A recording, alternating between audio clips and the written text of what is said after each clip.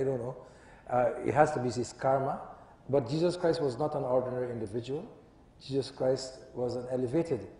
As a matter of fact, he's on the status of Godhead. And he bore his cross, and then he was crucified. I cannot say because of his karma he was crucified, but when he was crucified, at least he called upon the Father in heaven and said, forgive them, for they don't know what they do. Whether it is his karma that caused it or not, I can't explain that. To respond to that? Okay. Question for you, sir. How do you know that the Gospels of the Bible provide an accurate account of the life of Christ, as opposed to the Gnostic Gospels such as Thomas and Judas, etc.? Well, that's a good question. The Bible, as I said earlier, written by 40 different prophets inspired of God over a period of 1,500 years. Most of them never knew one another. And you can follow a theme from Genesis to Revelation. It's all in harmony. Now, the Gospels are in agreement with the rest of the Bible. The Gospels do have some prophecies in them as well. They are in fulfillment of prophecy. And I didn't give you the prophecies about Jesus, where he would be born, when he would be born, when he would ride into Jerusalem, the very day that he would ride into Jerusalem on a donkey and so forth. These things are all foretold, and they are, the Gospels explain how Jesus Christ fulfilled those in his life, death, and resurrection. And the way Paul would preach the gospel, he went into the synagogue, Acts 17, for example, and he opened the scriptures. It says he opened their scriptures. He was always reasoning with the Jews out of their scriptures. And Paul and the other apostles would say, look what your prophet said about the Messiah. These are prophecies, and you cannot deny that they were all fulfilled in the life, death, and resurrection of Jesus of Nazareth. Now, I don't believe that there are any contradictions between these Gospels, but they are in fulfillment of prophecy, and they verify it. Can you just indulge me for 1 minute? I'm not taking any side here, but just in terms of intellect and rational thought to respond to that question, because it comes up a great deal. My advice is to read the Gnostic Gospels. They're readily available. They're not hidden by anyone. Simply analyze the council that collected the canon as we know it. Look at how late these Gnostic Gospels were written. Look at the unreliability of them. Look at the research and scholarship involved in saying these 4 Gospels are thought known to be true, how they can see vicariously through one person or another they were accurate according to their beliefs. It's pretty foolish to think that Gospels written 300 or 400 years later, often to justify the writer and the writer's views, will be taken very seriously at the time. And to apply simple human common sense, some of the Gnostic Gospels are far more supportive of the Christian position and far more full of miracles than the Gospels that we have in Scripture. Why would they be rejected if they supported the Christian position? Because they weren't reliable. Sometimes common sense cries out to be heard, and it isn't, which is a great shame for everyone here, because I think we all regard ourselves as thinking people. Yes, question. If everyone is reincarnated, how do you explain that the world's population keeps increasing? That is why it's increasing.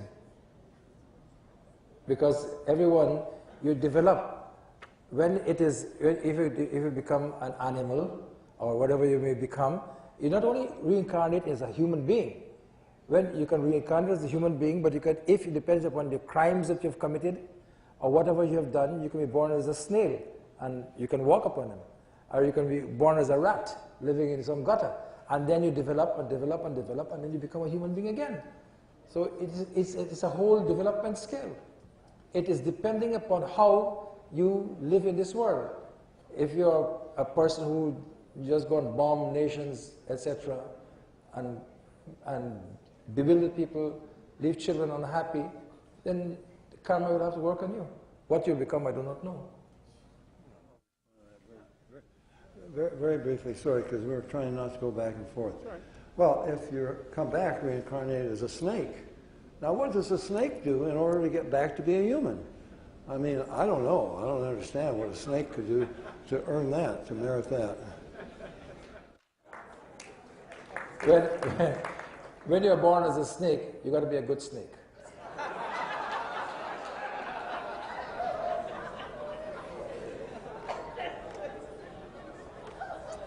No jokes about politicians, please.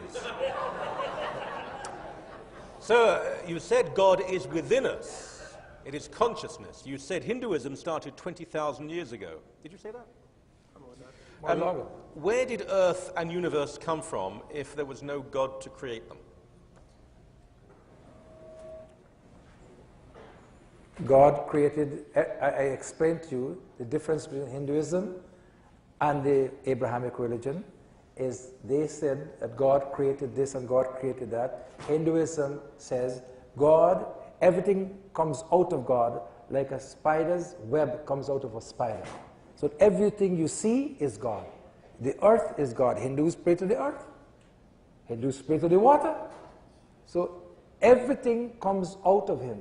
And this earth has been existing for millions of years. During the dinosaur age, the ice age, and all these things. So this earth is not only 20,000 years, it's older than 20,000 years. So if everything comes out of God, I guess sin came out of God. How did sin enter in? Pardon me, if everything came out of God, well then where did sin enter in? And you can't put it together. It doesn't quite, it's not quite rational. Now out of God, well then everything is God. If everything is God, then there is no God. Because God and not God, there's no difference between God and not God, because there's no such thing as not God, then everything is God. I mean, God has lost any significance. You know, when you have a car, it has gasoline in it. It has everything in it, but it takes a driver to drive the car. God is the driver in that car. And if the driver wants to be inebriated and go and let a tree stop the car, then that is God is the one who is taking him there, because he cannot go without God's power. God is the one who is taking him there. This is the beauty of the philosophy of the Hindus. God is the one who is taking him there. God is the engine in every individual. He takes the person to its destination, whether it is good or bad. And so the sins come from each and every one of us. I have explained to you, desire gives rise to anger, anger gives rise to greed, and lust, and action. If that happens to you, it is God that is working in you. If God is not within you, you cannot do it. So the God is in with you, either in sin or in good things. The same God is in you. It is not easy to understand, but it is profound, and you got to think about it very carefully. But you wouldn't be able to understand it. Very quickly. We can't go back into this over and over and over. So God is the author of sin, the author of everything. God takes you there, whether it's good or evil. God is doing it. That's not the God of the Bible. Question for you, sir. Why would the loving biblical God be so cruel to send his son to be beaten and crucify him on the cross? It's not that God is cruel. Man is cruel. This is not the world God made. This is the world we have made. And that's why I explain. You pick someone up out of the gutter in Calcutta, you're interfering with their karma. But the God of the Bible becomes a man, knowing what would happen to him. The Father knew what would happen. The Son knew what would happen. That's why I think there's such a powerful expression. It is finished. For all eternity, Jesus Christ knew that he would be on that cross, that he would be hated by mankind. It's not God's being cruel. It's God's mercy and his love. And wow, finally the moment has come when he has paid for the sins of the world. It is finished. He cries in triumph. Tetelestai, the debt has been paid. That's why God sent his Son, so that the punishment could be laid upon him and man could go free.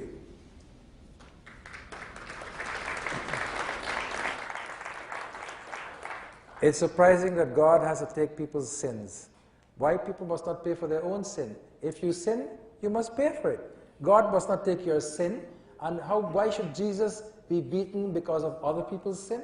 I cannot see that. We have taken the 35 minutes, and also a lot of people are leaving. So I think what might be a good idea at this point, and most of the questions have been used, if we conclude here, and you two will be out here in the foyer. So do stay for a while. Do go and look at what is on sale out there. Be here tomorrow if you can. Thank you so very much, and God bless you.